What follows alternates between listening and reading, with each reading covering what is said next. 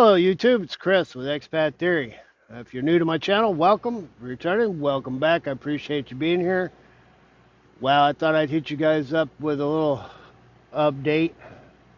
Just kind of touch base with you. Uh, First and foremost, I'm going to post up over here. I'm going to post up my W-2 for 2023. And then I'm going to do the one for my W-2 for 2024. And the reason I'm doing that is because I got challenged in my comment section. Somebody decided to say that I'm lying about what I'm making.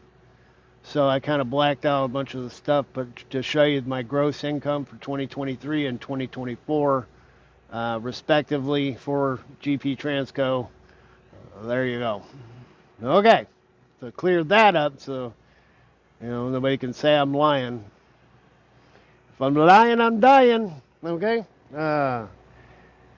Second off, man, I am dealing with FOMO, fear of missing out. You know, the one of the most misunderstood things about investing in the stock market is how to actually do it. And when things go squarely in the world and with the economy, um, people panic. They get upset about the way things are going. They don't like to see the numbers dropping on what they've invested in and so forth. It's a little frustrating because I tell you what, one of the key things you need to know about investing in the stock market is fortunes are made on red days. Meaning that when stocks drop, the prices start falling and there's all kinds of chaos going on. That is the best time to buy. You pick out stocks that you know are good, companies that you know are solid. That's when you buy, because that's when you're getting it on a discount. You don't buy stocks when everything's going great and the economy's booming and everybody's making money and everybody's happy and the stock market's up and all. No, that's not when you buy. I mean, you can buy little bits, what they do, dollar cost averaging, where you just kind of buy a little bit all the time. Okay, fine. But when the market drops and there's craziness going on that's causing the market to drop, that's when you invest. That's when you buy. Because you're going to get a great stock at a discounted price. And guess what? Next month, hell, next week, next month, next year, that stock's going to be worth a lot more than what you paid for it because you got it at a discount. So all this stuff going on right now, the stock market has dipped. I'm down like about 6.5% from what I was like 10 days ago.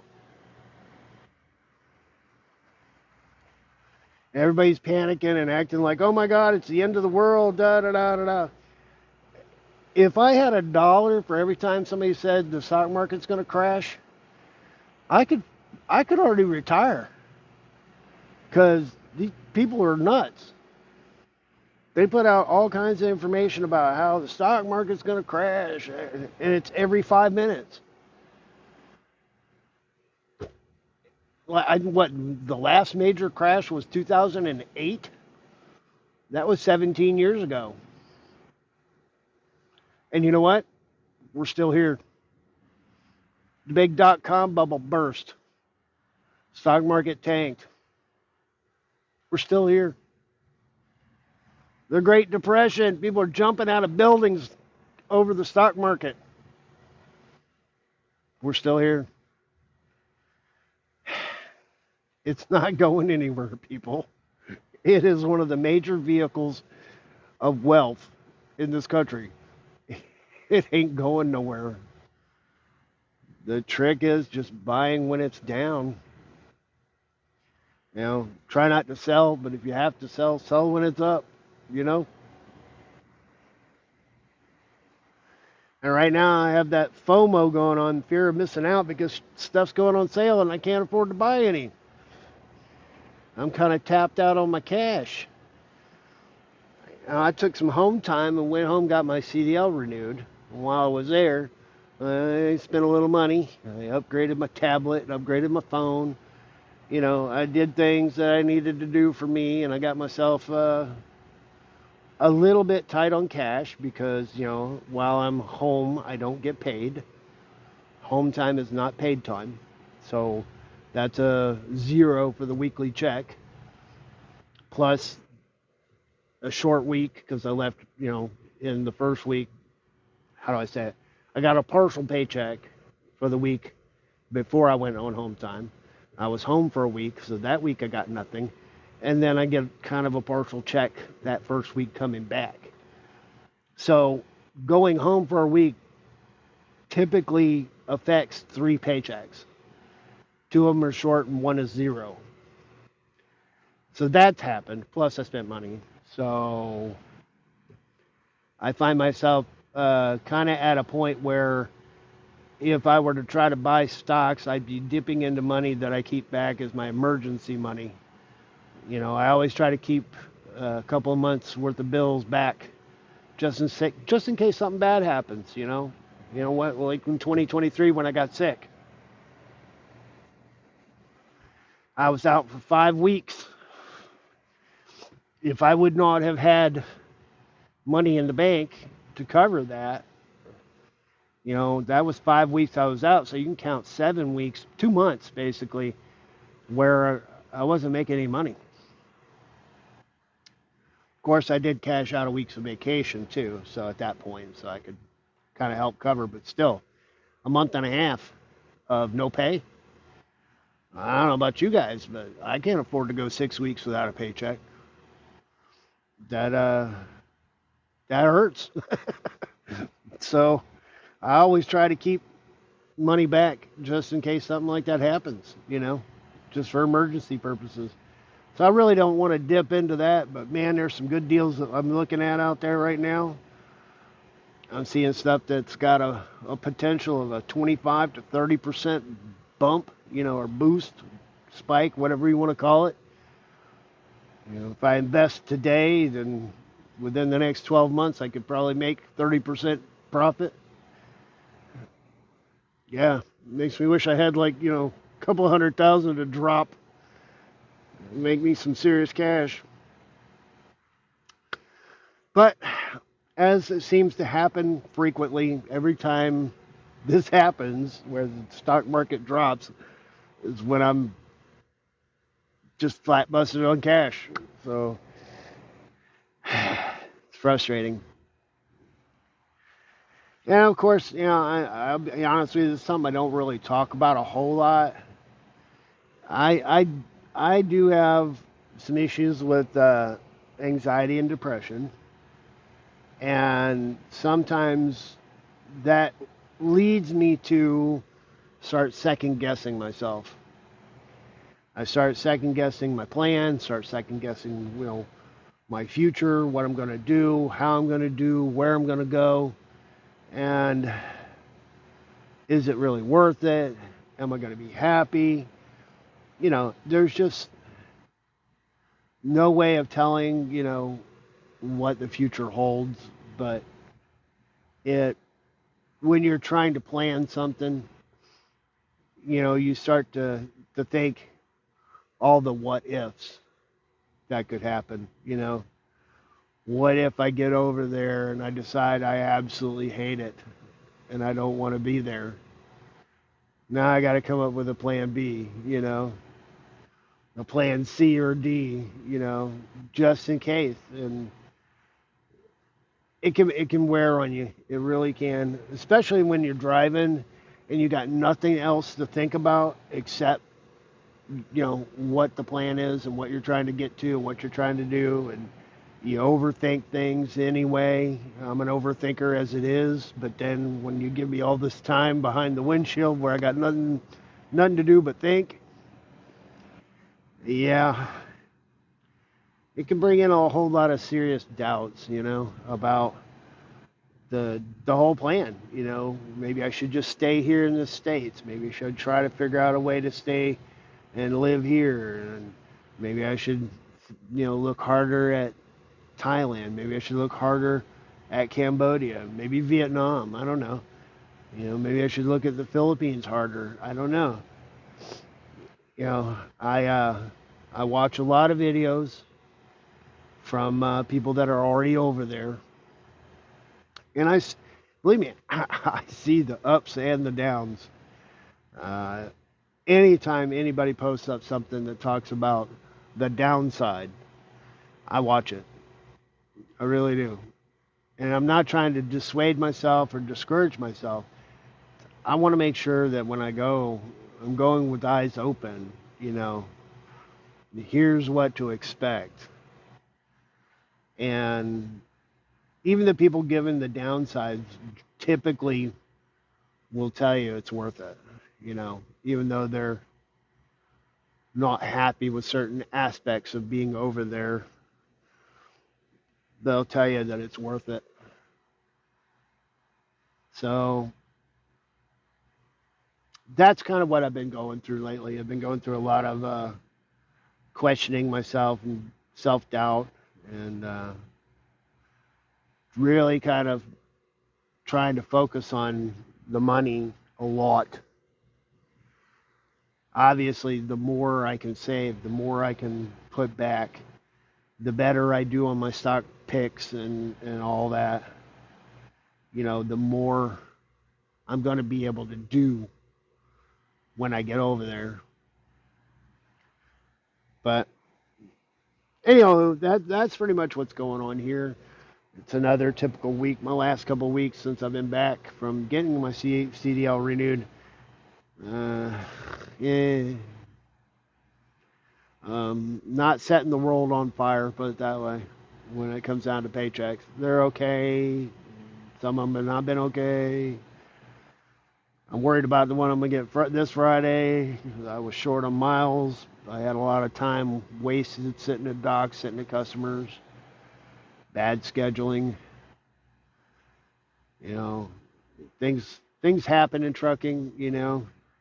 And you have to kind of take it with a grain of salt and remember that it's going to average. You're going to have some weeks that are really good, some weeks that are not good, and they kind of balance out. And every year I've been going up just a little bit. I did have 2 years that were really close to each other, made about the same, not much of an increase. But since I've gotten into trucking, pretty much every year has been at least a little bit more than the year before. So I'm hoping to continue that trend. And, I guess things are all right. I don't want to sound like I'm beat down. I mean, everything's all right. Just a lot of this is going around in my head. A lot of this is stuff that I got to think about. Starting to get on that. I'm on that back half now. I'm on the back half of the 10-year plan. I got 5 years left, and kind of starting on the countdown a little bit. So I got to start trying to get everything together, and still got time, lots of time.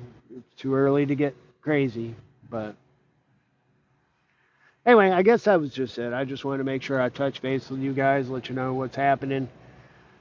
Still working here, GP Transco, still busting hump, still trying to save as much as I can. Still trying to build up that stock portfolio so that it's paying me solid amount of money per month to augment the Social Security. I don't want to get too much into politics, but with things that are going on right now, it really gives me a tiny sliver of hope that things are going to get better, especially in the realm of the Social Security. Because now that they're finding out there was a lot of waste happening, a lot of abuse and fraud happening. They can sort that out and straighten that out. They'll make Social Security not only solvent, but possibly improve it and increase it. So that will be a big help. Uh, that's about it, guys. Like I said, I just want to give an update, and I wanted to put that out there for the guy who's saying I'm lying. I got no reason to lie to you people. What what would be the point for me to sit here in front of this camera and tell lies? What good would it do? Well, I'm not a monetized channel. There's no benefit. There's no profit in it. If I'm not a if I'm not making money off the YouTube channel, why would I lie about it? Why would I give you guys false information? It doesn't help me in any way. And it doesn't help you. So it doesn't make sense why people would think I'd be lying. I'm not sponsored by anybody. I don't have any sponsors. I don't get any money from YouTube at all in any way, any shape, form, fashion. I'm not getting any money from my company. So, it's not like I'm promoting GP Transco. I'm sure half of the time they probably wish I'd shut the hell up. Be honest with you, especially in our Facebook group, because I can get a little snippy in there sometimes about stuff that I don't agree with. But it's just like any other job. It's good at times, it's bad at times. They have good points, they have bad points. There's a reason why it's called job, not fun. If it was fun, they'd call it fun. So, anyway, I just wanted to let you guys know what's happening and kind of get all that out there. So, if you guys have any questions, comments, whatever, drop them down below. If you know anybody who might like this kind of content, please share it to them. And if you don't, you don't. It's fine. Like I said, I don't do this channel to make money. I do this channel because I feel like doing it. That's it. So, if anything I say out here helps somebody, if anything out here, anything I put on the internet that, might motivate somebody to make their own plan and start doing better in their life, hey, that's a win for me. So that's all I give a shit about, honestly. That's all, I'm doing it for myself. That's the YouTube channel. It's just my way of talking and getting it out. And if you guys benefit from it, great. So, all right, guys, I'm going to shut it down there, and we'll see you guys in the next video. Thanks for watching.